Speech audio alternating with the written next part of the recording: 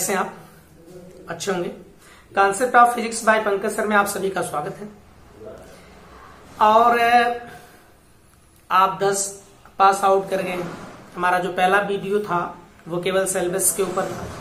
तो आज हम लोग चैप्टर नंबर 1 स्टार्ट करते हैं। चैप्टर नंबर 1 हम उन सभी चीजों को जानेंगे चैप्टर नंबर 1 में जो चीजें आपको साइंस, जैसे यूं सोच लीजिए कि साइंस के थ्रू हम किसी भी प्राकृतिक घटना का अध्ययन कर रहे हैं, पढ़ते हैं, उसे समझते हैं।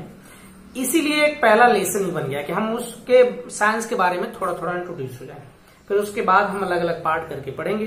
तो चैप्टर नंबर 1 जो है आपका, वो चैप्टर नंबर 1 है फिजिकल वर्ड एंड मेजरमेंट, यानी कि भौतिक जगत, संसार, और उसके साथ इसका है मेजरमेंट, मतलब मापन। ओके, तो हम लोग लेट्स स्टार्ट। कुछ चीजें हम लोग करते हैं। अब यहां पर हम तो पहले व्हाट इज साइंस, साइंस कौन सी एक चीज होती है। हाँ भाई, अजीब सा लगा कि साइंस कौन सी चीज है। तो साइंस सोचने में तो अजीब सा लग रहा है, साइंस है क्या। तो जैसे आप कभी भी आपने इंद्रधनुष को उगता हुआ देखा हो, दिख रहा है, उसमें बहुत 7 कलर दिख रहे हैं, आर्क एक ऐसा बना हुआ है। आपने पेड़ को उगते हुए देखा, आपने देखा दिन और रात होते हैं, दिन और रात होते हैं। तो वहां पर आप दिन और रात देख के समझ गए। फिर आप ये जान थोड़ा सीखे कि जो चंद्रमा है उसका प्रकाश हमारे तक आता है ना, और जो सूर्य उदित होता है उसका प्रकाश हमारे तक पहुंच जाता है ना। हम एक दर्पण के सामने जब होते हैं तो हमारे जैसा हूबहू चीज उसमें दिखाई देता है यार? नहीं दिखाई देता है। उसमें ऐसा एक चीज दिखाई देता है जो हमारे जैसा ही होता है। इमेज फॉर्मेशन थोड़ा बहुत जानते हैं हम लोग, 10 में पढ़ के आए। तो ये सारी चीजें जो हमने देखा है, या फिर यूं कह लो कि हमारे आसपास जितनी भी चीजें हमें दिखाई देती हैं, कुछ ऐसा भी है कि हम नहीं दिखाई देते। जैसे करंट चल कर आ रही है तार में, हम देख नहीं पाते हैं, लेकिन उसे एहसास करते हैं कि करंट है इस वायर में। ये सारी चीजें जो होती हैं वो कहीं ना कहीं वो विज्ञान से रिलेटेड है। ओके, वो अलग अलग पार्ट है, उसे हम समझेंगे। तो हम उन्हीं प्राकृतिक चीजों को, कुछ प्राकृतिक चीजों को समझते हैं। हम लोग जो इतिहास करते हैं वो थोड़ा बैक है कि पुराने से समय में तो ऐसा तो नहीं था कि जब साइंस नहीं बना था तो सूर्य उदित नहीं होता था, पृथ्वी सूर्य का चक्कर नहीं लगाती थी, ये सारी चीजें होती थी। तो अब जो साइंस बन गया, साइंस उसी से निकल कर आया कि ये भाई सोचो कि कौन सी चीज इस तरह की है। अच्छा, तो उसके कुछ करने पड़ते हैं, कुछ प्रोसेस हैं जिसको करके फिर उसके बाद उसकी बुक वगैरह में हमें प्रोवाइड कराया गया मैटर कि हम आराम से पढ़ लें भैया। तो देखिए थोड़ा बड़ा हम इस पे चलते हैं। मैंने इस पे थोड़ा सा ऐसे लिख दिया पहले से। देखो कैसे, जैसे हम साइंस तो बहुत सारी चीजें होती है। जैसे इसमें कुछ वर्ड ले लें तो उसमें जो ए वर्ड होता है लैटिन भाषा में, उसको हम लोग साइंटिया कहते हैं। साइंस जो साइंटिया से बना है। फिर अगर उसको हम ग्रीक भाषा में कहते हैं तो स्काई कहते हैं, अरेबियन भाषा में एलम कहते हैं, संस्कृत भाषा में विज्ञान कहते हैं। तो ये सब वर्ड जो हैं, ये उस साइंस, इन सब वर्डों से जो साइंस वर्ड है वो बना है। तो साइंस बना है इन सभी वर्डों में। तो आप बताओ कि इन सब वर्ड का मतलब क्या होता है। इन सभी वर्ड का मतलब होता है जानना।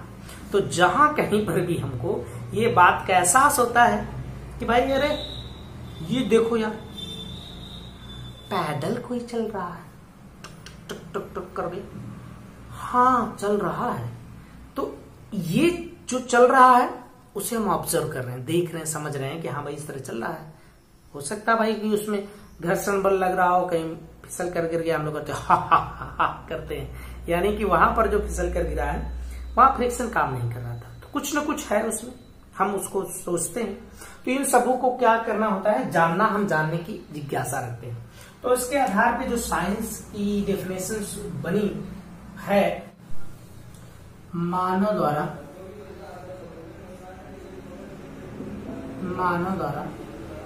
प्राकृतिक प्राकृतिक ठीक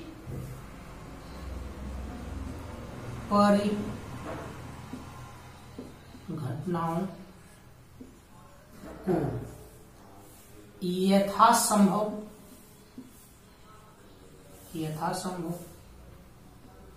विस्तृत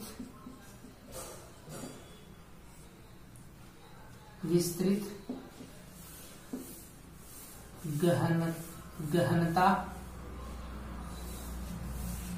से समझने के लिए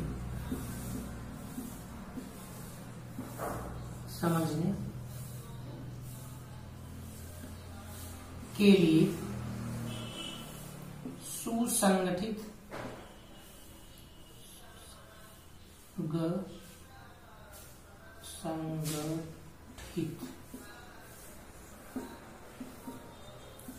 ज्ञान को क्या कहते हैं भाई? विज्ञान कहते हैं। ऐसा बस ऐसा समझने के लिए उसको हम लोग समझ ले, ये विज्ञान। हमें इसमें प्राकृतिक घटनाएं के बारे में हम समझते हैं।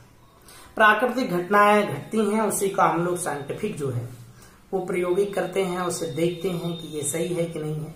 तो इसको हम लोग इस तरह के ज्ञान को क्या कहते हैं? विज्ञान कहते हैं। अच्छा, ये बात आपके समझ में आएगी। इधर के पोर्शन को मिटा देते हैं और आपको मैं कुछ चीजें समझाता हूं, ये ध्यान से समझिएगा। देखो भाई कि जो साइंस है उसके लिए कुछ पोर्शन हमें करने होते हैं। अब उस पोर्शन को यहां से आपका बेसिक बेहतर कॉन्सेप्ट शुरू ये है कि हम सबसे पहले उसका अवलोकन करते हैं। कोई भी चीज देखते हैं उसका हम लोग अवलोकन करते हैं। जैसे आप समझिएगा कि आपने सबसे पहले देखा कि आकाश में जब बारिश हुई और बारिश होने के बाद बारिश बंद हो जाती है। आहा, बारिश बंद हो जाती है और बारिश बंद होने के बाद हम देखते हैं कि सूर्य एक दूसरी तरफ होता है और उसके विपरीत में कुछ ऐसे आर्क ऐसा बना हुआ इंद्रधनुष हमको दिखाई देता है। तो हम पहले उसको क्या किए हैं? देखिए। ओके, इंद्रधनुष को हमने पहले क्या किया? देखा है।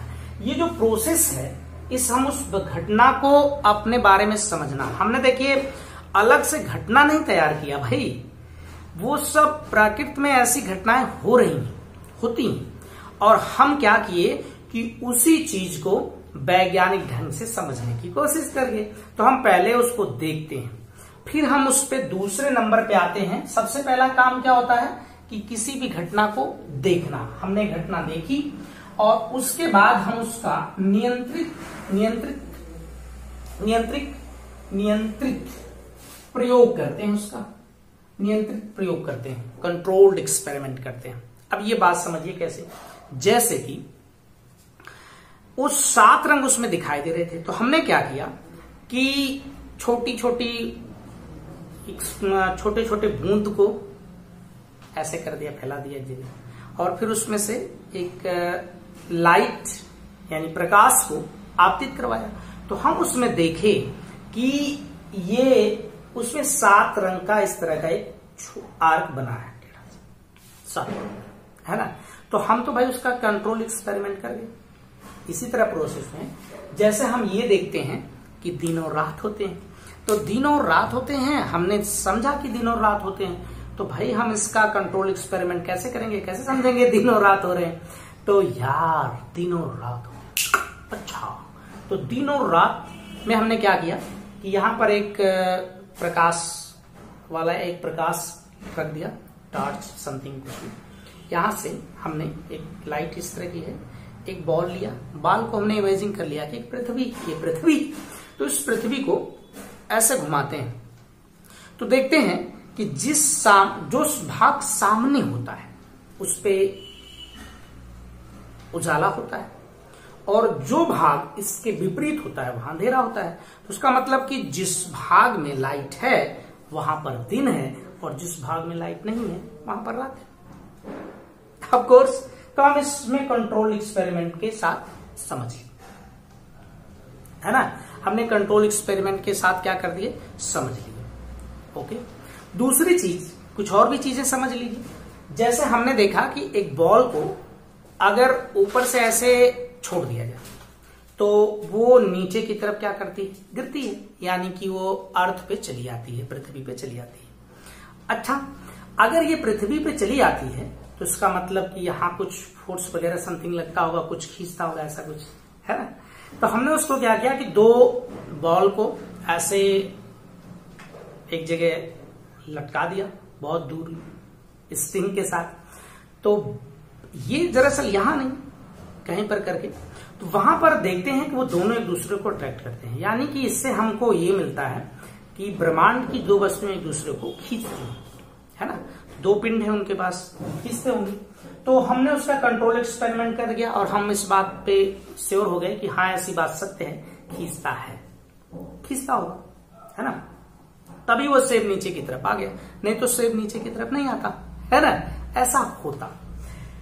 तो हम जब इतना काम कर लिए तो हम एक तीसरे स्टेप में चलते हैं, और वो चीज ये है कि हम समझेंगे कि भाई कि तीसरे स्टेप पे हम पहुंचेंगे। तो इसके लिए हम इसमें क्या करते हैं, तो हमने नियंत्रित प्रयोग कर लिया। अब हम तीसरे उस स्टेप पे पहुंचते हैं, थोड़ा सा डीप समझिएगा अच्छे से। तो जो मात्रात्मक और गुणात्मक तर्क है। अब मात्रात्मक और गुणात्मक तर्क क्या है, जैसा हमने बताया कि एक बॉडी ये है, दूसरी ये है, राइट। इनके बीच में अट्रैक्शन फोर्स है, ये खींचेंगी। ब्रह्मांड की दो वस्तुएं जो होंगी वो एक दूसरे को खींचती हैं। ओके, खींचती हैं मतलब कि बल लगता है ना।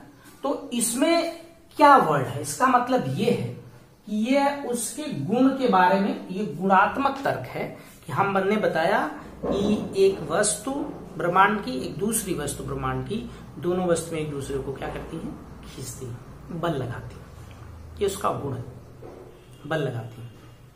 ओके, लेकिन ये अगर ये इसके बीच की दूरी को अगर हम बढ़ा देते हैं, मतलब कि जो पास रहती हैं तो ज्यादा बल लगता है, दूर हो जाते हैं तो कम बल लगता है। तो हमने उसके गुण के बारे में बता दिया कि हाँ ऐसा होगा, है ना।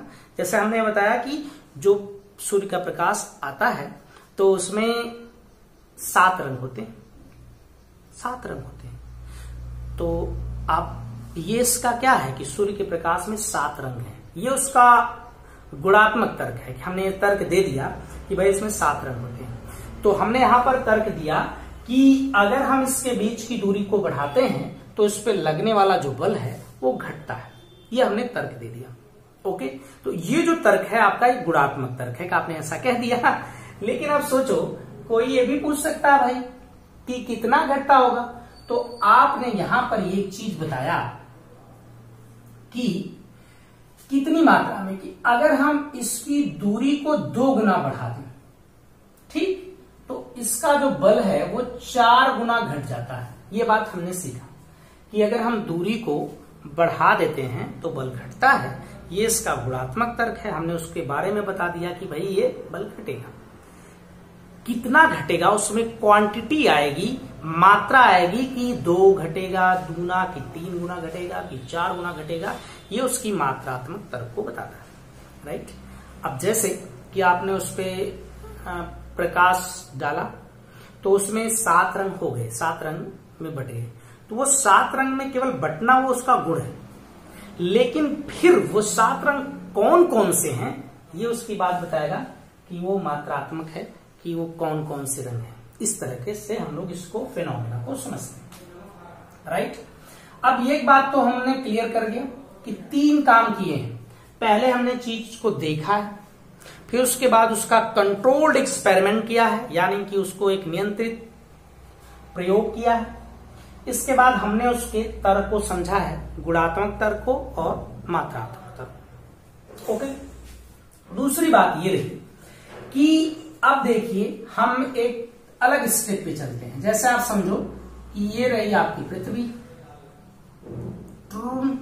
पृथ्वी हो गई, ये आपका सन है यहाँ पर, बड़ा सा, ये बेचारा सन, ये ट्रून ट्रून, ये लाइट दे रहा है टुक टुक टुक करके ऐसे, है ना। ये हम यहां पर है, ओके। यहां से एक बॉल को उछाला जाता है, टिक टिक करके, ये बॉल है,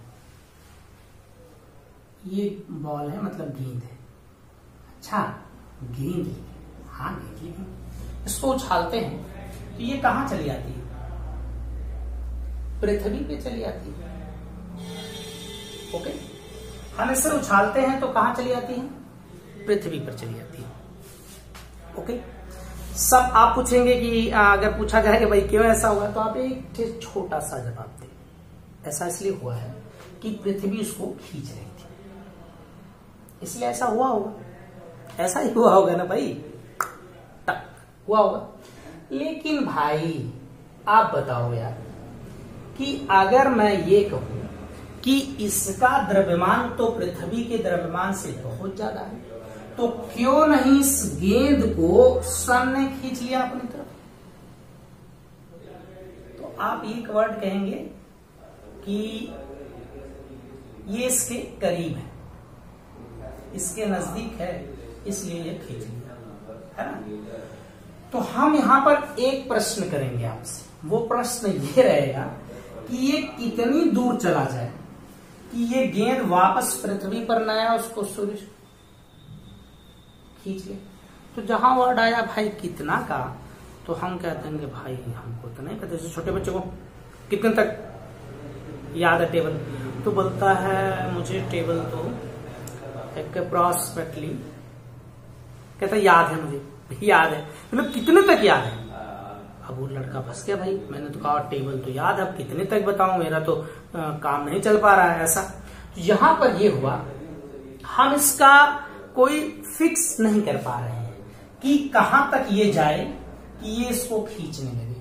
तो इसके लिए एक सूत्र बनाया गया गुरुत्वाकर्षण से, कैपिटल G m1 m2 अपान r²। ये गुरुत्वाकर्षण बल है। यहां पर देखिएगा कि ये गुरुत्वाकर्षण बल है, इसको हम अलग अलग रख दे सकते हैं। जैसे हम अगर पृथ्वी और गेंद के बीच बल निकालना चाहते हैं तो एक द्रव्यमान पृथ्वी का, एक द्रव्यमान गेंद का रख देंगे, इनके बीच की दूरी रख देंगे। और अगर हम इसके और इसके बीच की दूरी, इसके बीच बल निकालना चाहते हैं तो हम क्या करेंगे, एक द्रव्यमान इसका रख देंगे, सन का द्रव्यमान एक रख देंगे, और एक द्रव्यमान इस गेंद का रख देंगे, है ना, है कि नहीं। तो हम देखिए इस तर्क को समझ सकते हैं कैसे। हमने गणितीय मॉडलिंग कर दिया। गणितीय मॉडलिंग का मतलब है कि हम उसके संदर्भ में एक सूत्र दे दिए, ओके। ये सूत्र दे दिए कि भाई आप इस पे रखो और पता कर लो, पता कर लो, पता कर लो कि भाई कि इस पे यहां पर का बल ज्यादा है, इसलिए इधर की तरफ खींच रहा है। इसकी दूरी ज्यादा है, यहां से इसकी दूरी ज्यादा है, इसलिए इसका बल कम है, तो ये उधर की तरफ नहीं खिंचाया। हमने एक फार्मूला दे दिया। फार्मूला गलत भी हो सकता है, सही भी हो सकता है, हम उस तर्क को समझते हैं। तो अब क्या होता है कि यहां पर कि हमने इस तरह का इसको गणितीय मॉडलिंग कर दिया समझने के लिए कि भाई ये इस तरह का होगा। तो हम जब इसको यहां पर ले जाएंगे तो हो सकता है कि इन दोनों का बल बराबर हो जाए। पृथ्वी अपनी तरफ जितना बल लगाए, सूर्य अपनी तरफ उतना बल लगाए। फिर लेकिन जैसे ही थोड़ा सा ये इधर भी जाएगा तो इसकी दूरी ज्यादा हो जाएगी, तो इस पृथ्वी और इस गेंद के बीच लगने वाला बल घट जाता है। जब ये बल घट जाता है तो ये किधर, सन की तरफ खींच जाती है, तो सन उसे खींच लेता है। तो हमें क्या क्या करना था, हमने उसके लिए एक फार्मूला बना दिया। ये फार्मूला बना देंगे भाई, तो आप इसी के आधार पर उसको निकालेंगे, है कि नहीं। तो आपने एक फार्मूला बना दिया और उस फार्मूले के आधार पर उसे निकाल देंगे, ओके। अच्छा, इतनी बात तो समझ में आ गई। अब गणितीय मॉडल के आधार पे हम क्या करते हैं, भविष्यवाणी कर देते हैं। अब उस भविष्यवाणी को थोड़ा समझिएगा। हम देखो भाई, हम इतने कॉन्फिडेंस हो जाते हैं कि हमारा जो ये चीज है गणितीय मॉडल, यहां तक हमने जो किया है गणितीय मॉडल तक, ये एकदम सही है, ठीक ठाक है। तो हम बड़े आराम से इसकी भविष्यवाणी कर देते हैं, ऐसा करोगे तो ऐसा हो जाएगा। अब जैसे क्या करोगे क्या हो जाएगा, इधर कहीं एक ये इधर एक नहीं एक है चंद्रमा और कितना, क्या बात कर रहे हैं सर, एक ही चंद्रमा है, एक ही क्या कह रहे हैं, एक चंद्रमा है ना भाई, ये मून चंद्रमा। ओके, मान लीजिए हमको इस पृथ्वी से, ऐसे सोचो हमको पृथ्वी से एक क्या भेजना है, यहाँ पर एक उपग्रह भेजना है, एक क्या करना है, उपग्रह भेजना है। तो हम इसको कैसे समझें कि जब ये उपग्रह यहां रहेगा तो इसकी दूरी कम रहेगी, इसकी दूरी ज्यादा रहेगी, तो ये वापस पृथ्वी पर आ सकता है। अच्छा, इसकी दूरी बढ़ा दें, मतलब कि हम क्या करें इसको, तो हमने यहां पर सोचा कि इसको इस तरह से इतना त्वरण दे दें कि ये आराम से यहां तक पहुंचता रहे। फिर क्या होगा कि ये एक ऐसी दूरी तक पहुंच जाएगा उपग्रह जहां से ये उसको क्या करने लगेगा, खींचने लगेगा।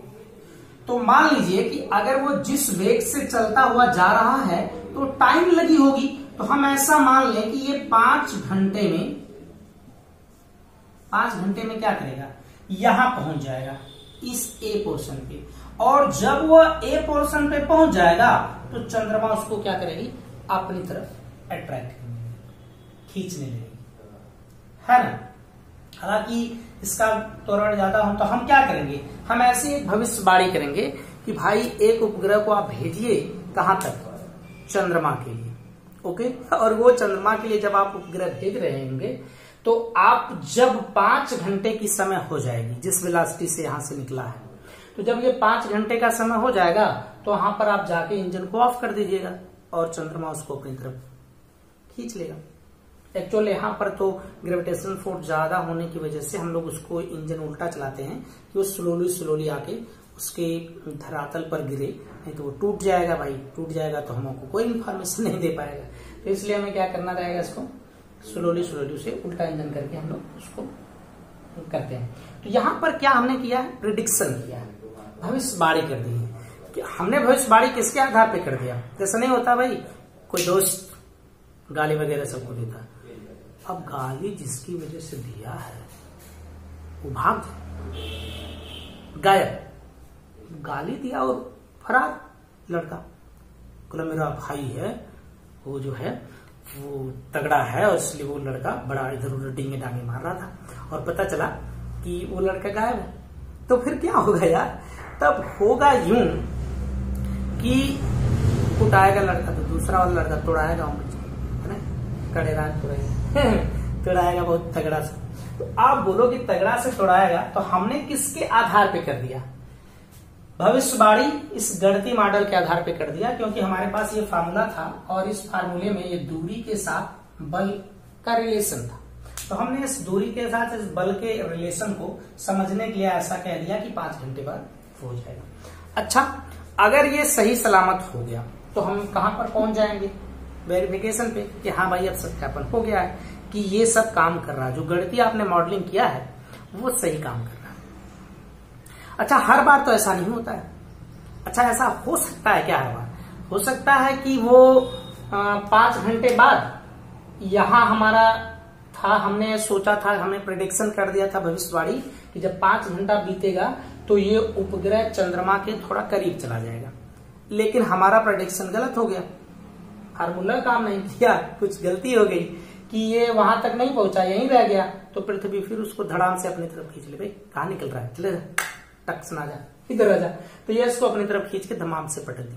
तो यहाँ पर हमारा जो क्या है, जो प्रेडिक्शन है वो रॉन्ग हो रहा है, और प्रेडिक्शन रॉन्ग है इसका मतलब कि हमने जो गणितीय मॉडलिंग की है उसमें कुछ कमियां हैं। तो उसको हम फिर से अब प्रोसेस करेंगे, कहां से, फिर से हम उसे अवलोकन करेंगे, फिर उसके बाद हम लोग उसका कंट्रोल एक्सपेरिमेंट करेंगे, फिर मात्रात्मक और गुणात्मक तर्कों को समझेंगे, फिर गणितीय उसमें मॉडलिंग करेंगे, एक फार्मूला देंगे, और फार्मूला देकर फिर से हम भविष्यवाणी करेंगे, फिर उसको करेंगे। तो ऐसा एक्सपेरिमेंट बहुत बार किया जाता है भाई। जैसे गणितीय मॉडलिंग को आप सोचो कि अगर इसी फार्मूले की बात किया जाए तो आपका प्रश्न ये तो हो सकता था इस फार्मूले के लिए, भाई यहाँ पर 2 पावर क्यों थी, क्यों नहीं इसमें 4 पावर हो गई, 10 पावर क्यों नहीं लगाई गई, फिर या एक ही पावर क्यों नहीं दी गई, ये भी तो हो सकता है ना।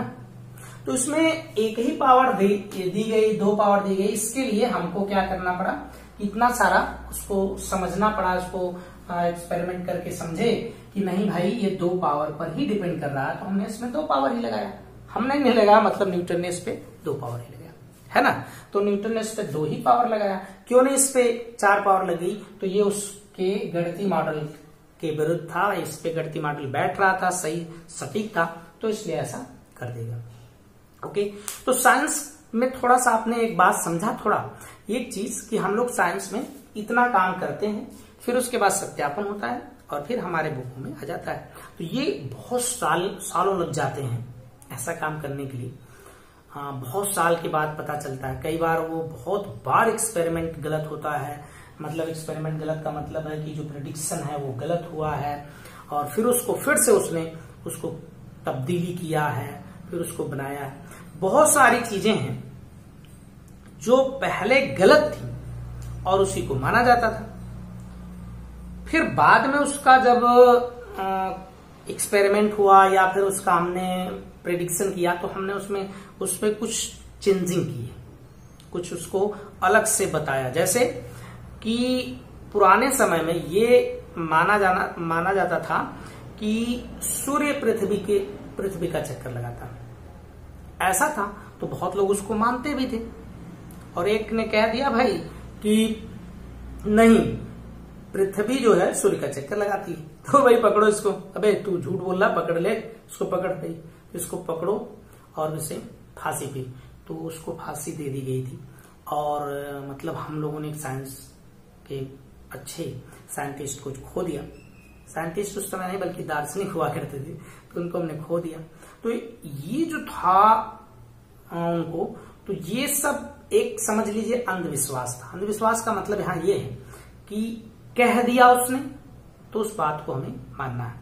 तो हम लोग यहाँ पर कह दिए से नहीं चलता है कि जैसे जिसने कह दिया वही बात मानते हैं। साइंस ये नहीं कहती है कि फला ने ऐसा कह दिया, तो हो सकता है कि जो उसने कहा है कि उसमें कुछ कमियां रह गई, तो इसलिए हमेशा उसका मॉडिफाई होता रहता है। हर चीज कुछ ना कुछ उसमें बदली होती है। जैसे आप सोचो, कोई एक टेक्नोलॉजी की सामग्री ले लो, टीवी पहले उस तरह की होती थी, तो फिर वो कहकर ये बोल दिया भाई कि यही लास्ट टीवी है, इससे बेहतर टीवी नहीं बन सकती। तो फिर उसके बाद आपने देखा कि वो एलसीडी आ गई, फिर उसे रिप्लेस करके एलईडी आ गई, तो ऐसा हुआ ना।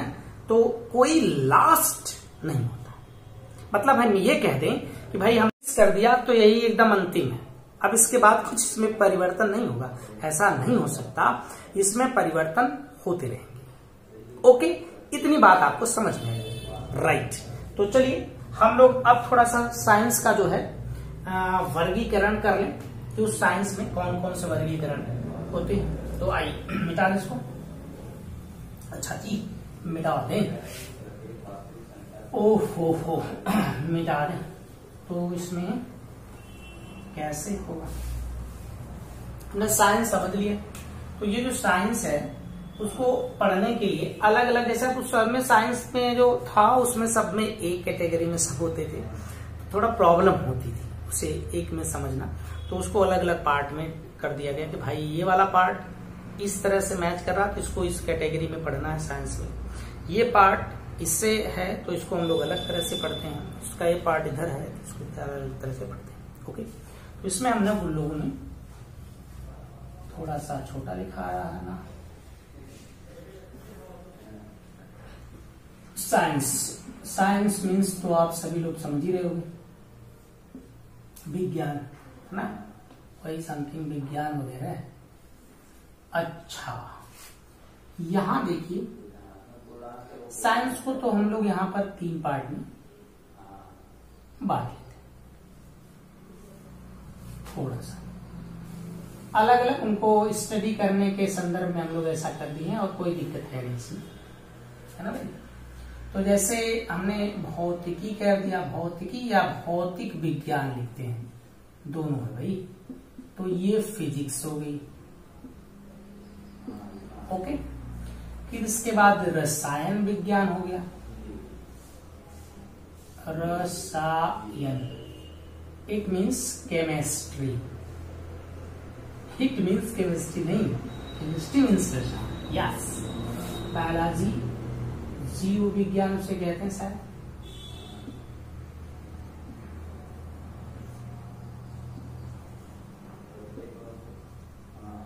बायोलॉजी, इसके कुछ अलग अलग पार्ट हैं जो आप अलग अलग साइंस में पढ़ते हैं। जैसे इसमें एक ऑर्गेनिक होता है, मैं आप इंग्लिश में लिखता हूं, ऑर्गेनिक केमिस्ट्री होती है, और एक होती है इनऑर्गेनिक केमिस्ट्री। अलग अलग इनको बांटा गया, इनऑर्गेनिक केमिस्ट्री। एक होता है फिजिकल केमिस्ट्री, फिजिकल केमिस्ट्री, और इस बायोलॉजी में दो होते हैं। और इसमें कौन कौन भाई, एक होती है बॉटनी, मैंने पहले ही बॉटनी लिख दिया, राइट। एक होता है जूलॉजी, जूलॉजी, बॉटनी, राइट। ये हम सब इसको आप अलग अलग में पढ़ लेंगे, हम इसके बारे में ज्यादा स्टडी नहीं करेंगे, तो आप इसको थोड़ा सा बना लीजिए ऐसे ही, तो हम अब इसके बाद बताते हैं। ओके, तो देखिए हम लोग इसके बारे में ज्यादा नहीं स्टडी करेंगे, ये हम लोग इसके बारे में करेंगे। तो फिजिक्स कुछ चीजें हैं, जैसे मैं फिजिक्स थोड़ा सा बता दूं कि जो फिजिक्स है, फिजिक्स वर्ड जो है ये किससे लिया गया है, तो संस्कृत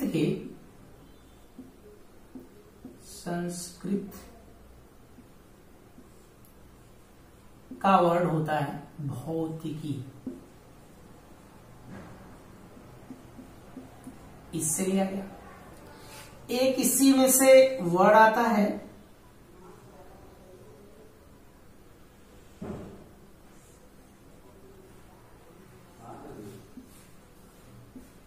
ग्रीक वर्ड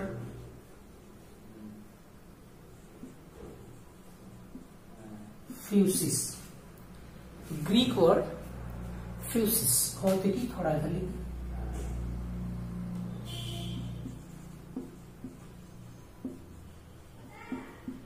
भौतिकी, और ये ग्रीक भी इधर वर्ड लिख लीजिए।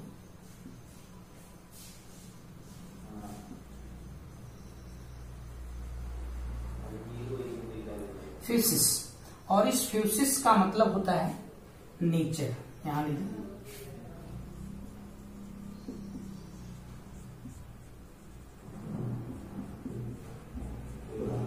फ्यूसिस का मतलब होता है नेचर। तो एक ऐसा विज्ञान जिसमें हम लोग नेचर के बारे में पढ़ते हैं ना।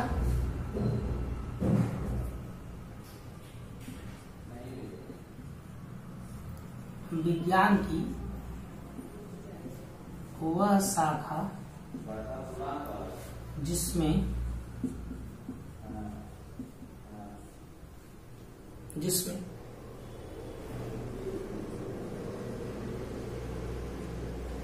प्रकृति के बेसिक नियम को समझते हैं।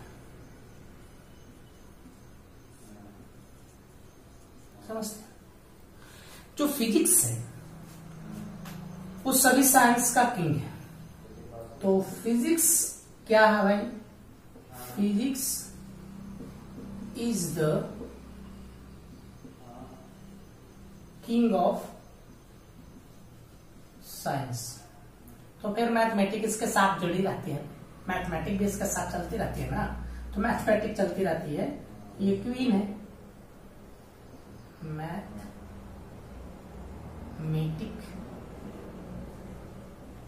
Is the queen of science. ये साइंस है। तो इस तरह से हम लोग इसे समझते हैं। बात ये रही कि जो भौतिक है, भौतिक विज्ञान, ये शुरुआत में हम लोग तो इसको समझते थे कि ये नेचर के घटनाओं के बारे में ही बहुत जानकारी देता है। फिर जब आइंस्टीन का समीकरण आ गया E बराबर mc स्क्वायर, E बराबर mc स्क्वायर, ये समीकरण बता दिया कि हम ऊर्जा को द्रव्यमान में, द्रव्यमान को ऊर्जा में बदल सकते हैं। तो उसके आधार पे इसको हम लोग अलग तरह से इसको डिफाइन करके एक अलग वर्ड लिख लिए इसमें से। वो वर्ड इस तरह का था,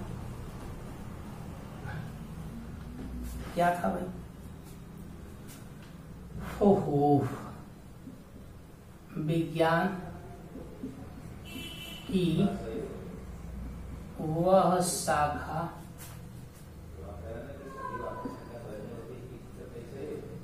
जिसमें द्रव्य तथा ऊर्जा के रूपांतरण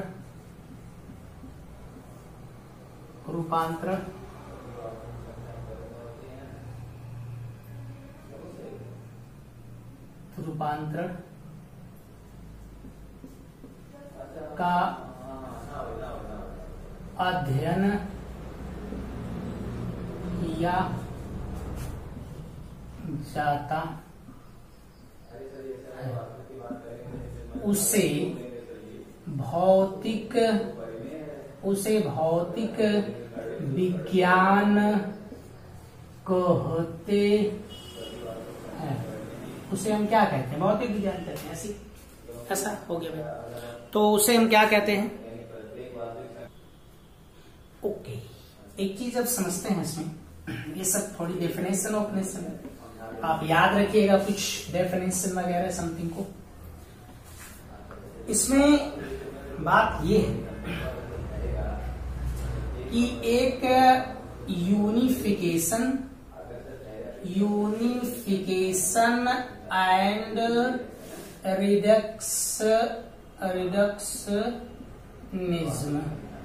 रिडक्शनिज्म, इसे थोड़ी सी बात समझना है। बड़ा मजेदार चीज है और इसे आप समझिएगा जरूर कि कैसा लग रहा है, ये इंटरेस्टेड है या ना है, इंटरेस्टेड है कि नहीं है ना भाई। तो ये इंटरेस्टेड है या नहीं है, तो हम इसमें यूनिफिकेशन को पहले समझते हैं। आपको यूनिफिकेशन वर्ड से ही समझ में आ गया होगा, इसका नाम है एकीकरण।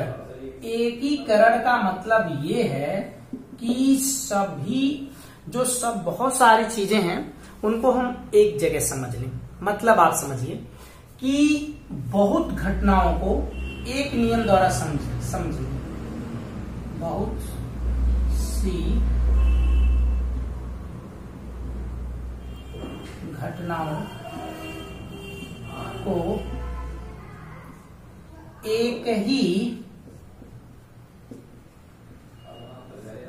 नियम द्वारा समझना क्या कहलाता है? एकीकरण कहलाता है। एकीकरण कहलाता है। लो भाई, इसका क्या मतलब है?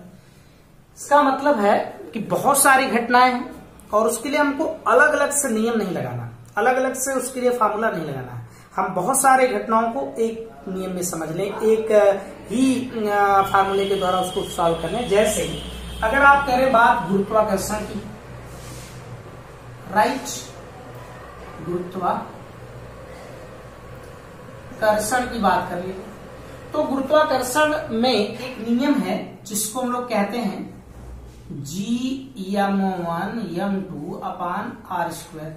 ये गुरुत्वाकर्षण का नियम, यानी कि इसमें ये बल है। तो ये जो फार्मूला मिला है वो कहां कहां लागू कर सकते हो? सोचो।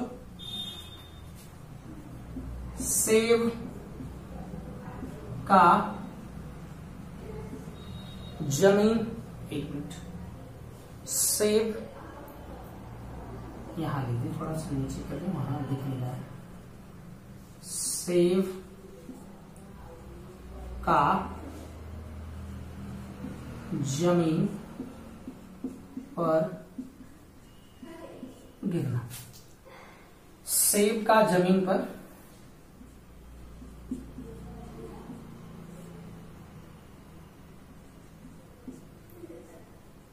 गिरना। ओके, चंद्रमा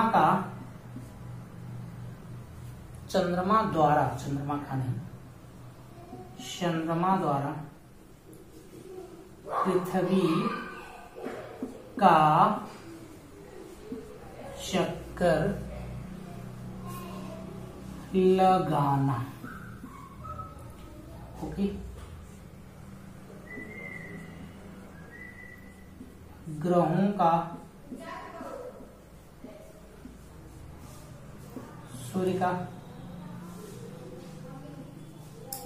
ग्रहों द्वारा सूर्य का चक्कर लगाना। ये सब जो घटनाएं हैं आप देखो, अब ऐसा तो नहीं होगा कि सेब गिर रहा है तो सेब गिरने के लिए हम लोग गुरुत्वाकर्षण नियम लगाएंगे, G(m1m2) अपॉन r² लगा देंगे। हाँ जी, ऐसा होगा। तो इसके लिए ये लगा दें। फिर पता चला कि भाई अगर हम चंद्रमा द्वारा पृथ्वी का चक्कर लगा रहा है, यानी कि चंद्रमा, ये पृथ्वी है और ये चंद्रमा है, ऐसे इसका चक्कर लगा रहा है, तो इसके बीच जो लगने वाला गुरुत्वाकर्षण बल है वो हम इस नियम से नहीं निकाल सकते भाई। तो इसीलिए तो ये बात बताई जा रही है आपको कि इसमें यूनिफिकेशन का मतलब है एकीकरण का, कि बहुत सारी घटनाओं को हम एक नियम से समझ सके, एक फार्मूले से समझ सके, तो इसको हम लोग कहते हैं एकीकरण। और जैसे ग्रह जो होते हैं सूर्य का चक्कर लगा रहे हैं, तो उनके लिए भी हम लोग ये गुरुत्वाकर्षण का नियम लगा देंगे। ओके, बात समझ में आ रही है? बढ़िया से आई। अच्छा, दूसरी चीज इसमें एक वर्ड है कि रिडक्शनिज्म ना, तो अपचयवाद उसको हिंदी में कहते हैं। थोड़ा अजीब सी हिंदी है, हटाए ना इसको। देखो, रिडक्शनिज्म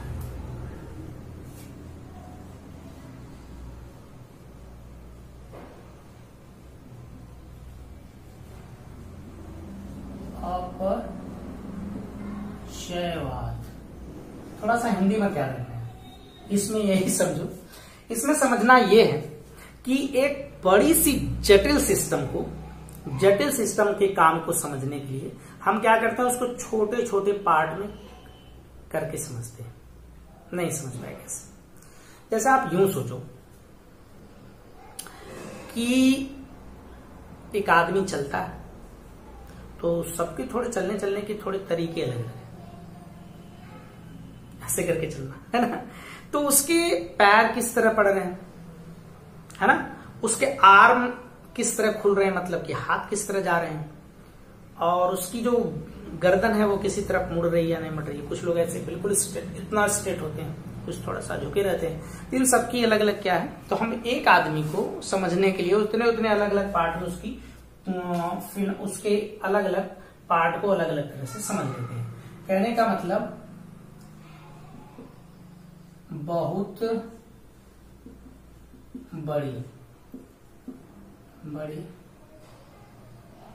बड़ी जटिल सिस्टम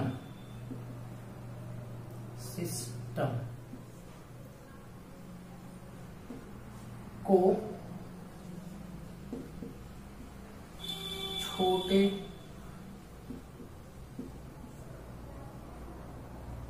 छोटे भाग में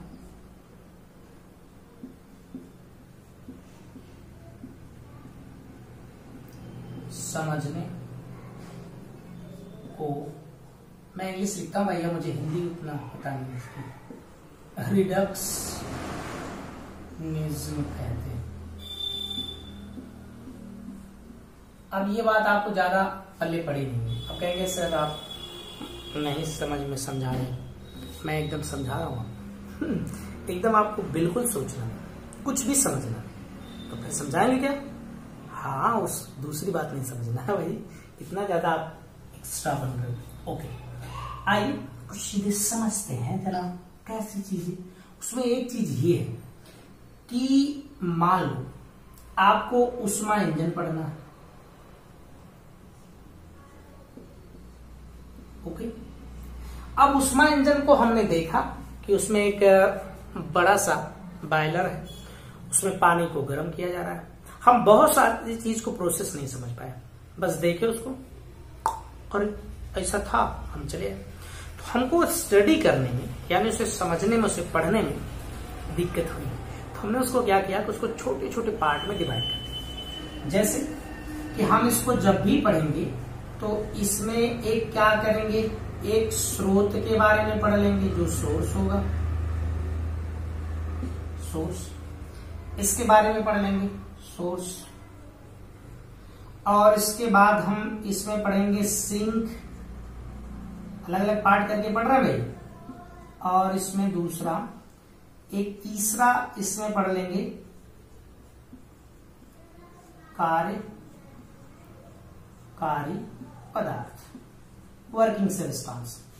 तो हमने उष्मा इंजन पढ़ा और उष्मा इंजन को छोटे छोटे तुच्छे तुच्छे पार्ट में अलग कर लिया। अब हम अलग अलग इसकी स्टडी कर लिए। तो रिडक्शनिज्म का एक और अर्थ होता है कि इसमें हम यह भी बात समझते हैं कि अगर हमें किसी एक के बारे में जानना है या फिर एक को प्रोड्यूस करना है, एक के बारे में कुछ समझना है, या फिर उसको हमें एक चीज की खोज करनी है, कुछ से उससे नया तरीका, तो हम लोग इसको अलग अलग जब समझे रहते हैं तो उसमें आसानी होती है करने में। तो हमें उष्मा इंजन पढ़ना होगा, तो उष्मा इंजन एक बड़ी जटिल सी प्रक्रिया है, पूरा एक उष्मा इंजन बना हुआ है, तो उसके अलग अलग पार्ट को हम समझ लेते हैं। तो ये करना क्या कहलाता है, रिडक्शनिज्म कहलाता है। अच्छा, कुछ इस पे और रिलेट कर लीजिए। जैसे आप जो क्लास 10 में पढ़े हो कि अगर एक जनरेटर की बात किया जाए, जनरेटर है ना भाई, तो जनरेटर में बहुत सारे पार्ट, इसमें एक होता है क्षेत्र चुंबक, हम पढ़ते हैं अलग करके, क्षेत्र चुंबक। इसके बाद आर्मेचर होता है, इसमें एक सर्पी वलय होता है, और इसमें एक होता है सर्पी वलय ब्रूस होता है। ये देख लो, हम जनरेटर पढ़ने गए थे, तो उस जनरेटर को एक साथ हम कैसे समझ पाएंगे कि जनरेटर, तो उसके अलग अलग पार्ट को हमने समझा कि हम इसमें क्षेत्र चुंबक के बारे में थोड़ा जानेंगे। फिर आर्मेचर क्या है, कुंडली होती है जिसमें तवार लपेटा रहता है ना, ऐसे बार उसको लपेट दिया जाता है, कापर का वायर, उसके ऊपर इंसुलेटर लेयर चढ़ी होती है, हम ये नहीं पढ़ा रहे हैं। सर्पी वाला होता है, उसमें किस तरह का घूमता है, उसके साथ ब्रूस होता है जो उसको टच किया रहता है। तो हमने इसमें ये चीज पढ़ा, तो इस चीज को पढ़ने से हमको क्या मिला कि हम इन चीजों की जानकारी लेकर क्या बना दिए, जनरेटर। तो जनरेटर जो है एक बहुत जटिल सिस्टम है, और इसको हम छोटे छोटे पार्ट में करके क्या कर लिए, समझ लिए। क्षेत्र चुंबक, आर्मेचर, सर्पी वाला और ब्रूस के संदर्भ में हम इसको समझ लिए। तो ये जो समझने का जो प्रोसेस है, तरीका है, इसको हम लोग कहते हैं अपचयवाद। हिंदी तो थोड़ी अजीब सी भाई। तो इस तरह से हमारा आज का लेक्चर फिनिश होता है, और हम चाहेंगे कि इसे 2 लेक्चर में पूरा आपका लेसन कंप्लीट कर दें। अगर ज्यादा से ज्यादा हुआ तो 3 लेक्चर हो गया, 3 लेक्चर में आपका ये पहला लेसन कंप्लीट हो जाएगा। तो जो लोग इस चैनल से नए हैं वो इस चैनल के साथ जुड़े। और मैंने आपसे पहले, आपको शायद पता नहीं, आप 11th वाले हो, तो 11th वाले के लिए यहाँ पर बहुत सारी व्यवस्थाएं हैं। मतलब जैसे मैं आगे पढ़ाऊंगा उससे रिलेट आपको जे मेंस, जे एडवांस और उसके साथ साथ नीट के क्वेश्चन सॉल्व कराया जाएगा उस टॉपिक से रिलेट, और आप बेहतर तैयारी कर सकते हैं, यानी कि मोबाइल का अच्छा खासा उपयोग।